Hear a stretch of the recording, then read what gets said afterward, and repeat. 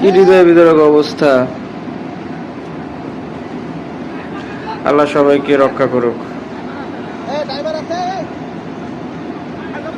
এই বাস এবং ট্রাক ড্রাইভারদের মানে এরা সঠিকভাবে ঘুম না হওয়ার কারণে তাদের এই অবস্থা। তারা ভালোভাবে খেয়াল করে না এবং রাস্তাঘাটে তারা অ্যাক্সিডেন্ট করে।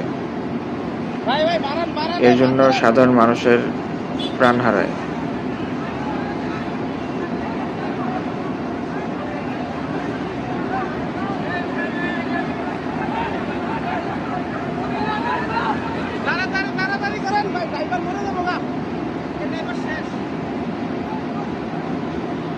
উফ, কি খারাপ অবস্থা।